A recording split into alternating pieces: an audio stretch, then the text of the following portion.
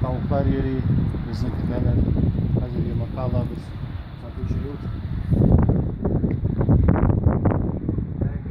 Nasıl evladım? Busunu alabiliriz. Peki buradan 61 para güzel. Hazır bilemizde. Az. Akırın güne. Bozulmasın. Bana. Ne yumurtalar? Bir de şöyle.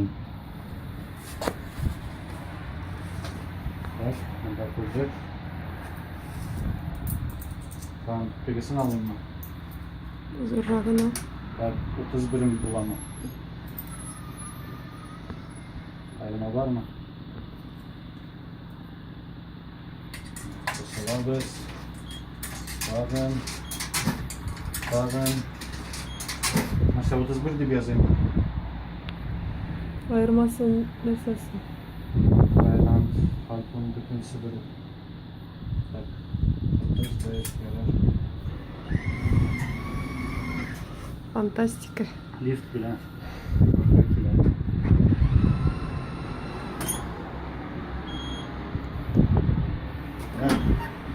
Yumurta.